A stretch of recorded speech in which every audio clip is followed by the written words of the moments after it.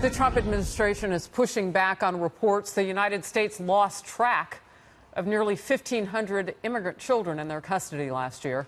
Health and Human Services saying, quote, these children are not lost. Their sponsors, who are usually parents or family members, simply did not respond or could not be reached when this voluntary call was made.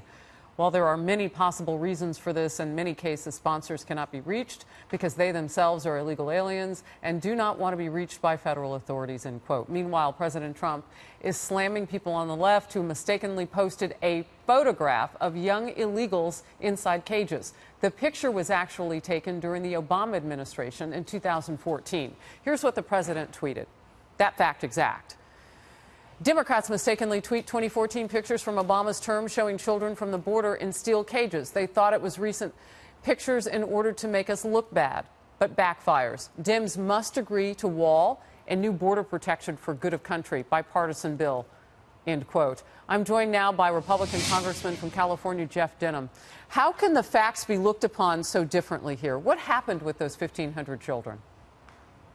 Well, it certainly is a very political issue with plenty of reason for both sides to raise the political flames of a very critical issue. But specifically on the unaccompanied minors, these are minors that have come across our southern border. They do go to similar detention camps like the picture that's been shown several times. But ultimately, they end up with family or friends or relatives back in a community. And as you said, oftentimes it's with other illegal immigrants that do not want to answer a phone or do not want to report, because usually these dates are 1 to 2 years before they have a trial date or before there is actual due process. You know, Congressman Denham, I want to go back to the picture for just a second, because sometimes people tune in and out. And I want to make it very clear that that picture was posted and has since been deleted by some people who call themselves journalists, saying that they didn't check the date and that it was 2014 instead of 2018. But the significance was, if we go back a couple of years, 3-4 years, this was a time when our borders were so porous, and they still are, but the flow was so heavy of these children. It was like 90,000 at one point, unaccompanied minors. Yeah, they were. I've toured these facilities. They were way overcrowded. But you can see the whole point of releasing this picture is to blame the Trump administration, when this is actually a broken immigration system that was just as broken, if not worse, under the previous administration. It's why we need to have a solution today. You know, and looking at the solution, Democrats want to say, well, Republicans aren't as good-hearted about the issue. And sometimes you on the right side of the aisle get painted as a group that wouldn't want to come to the table on some of the issues. Yet this president, this Republican president, has probably talked about this issue more than any in recent history.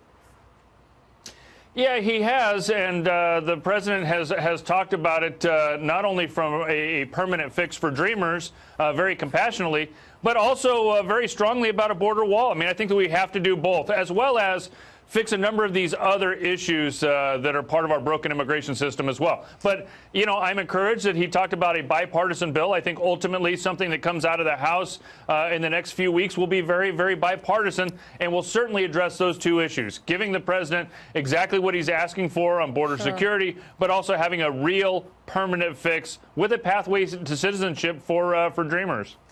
Republicans control the House. Republicans control the Senate, and even when there's a little bit of a tie, the vice president can step in if somebody can't come vote. Why can't you guys get this done? Well, part of the challenge with immigration is there is no timeline. Unlike other bills, the FAA bill, the Farm Bill, or appropriations bills, everything expires and you've got a timeline that forces you to bring up a vote. There hasn't been one until this president gave us the March 5th deadline, and as you've seen, Congress blew past that. So we are using something that is part of a parliamentary rule to actually force a debate. And I think that's a good thing, to force a timeline in the House of Representatives so we can get a bipartisan solution, push it over to the Senate, and actually get it signed into law. What do you think about first addressing blocking the flow of people into this country? You know, you bring up the word wall or wall system, which is what the president calls it, because in some places you can't put a wall, so you're going to fortify with more people from the Border Patrol. You're going to staff up, if you will. But when you bring up that word, what is the reaction on the Hill? Because, again, Republicans control both chambers right now. Yeah, again, when you talk about a wall, that is usually something that the left is trying to use to just attack this president.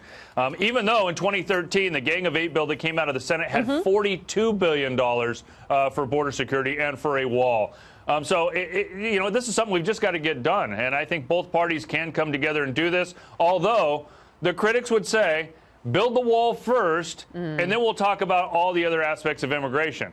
If it were that easy, we'd be doing it. The challenge is finding something that, we're pairing two different issues together, border security with a permanent fix for Dreamers, that I think that we can not only do at the same time, but we can do it on a bipartisan level. Yeah, maybe you scream a little bit of hypocrisy when you look at the mistakenly tweeted photo when people didn't know from just Googling that it was 4 years old.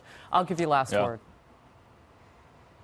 Well, it's difficult on a political year coming up in November to get something done. I think that this would have been better to handle last year or last decade, but I think we've got a real opportunity to come together in the coming weeks, doing something bipartisan, and just take this issue off the table. Well, look, you're in a state of California where it is a constant conversation, I would imagine. I appreciate your time, Congressman Denham. Thank you very much.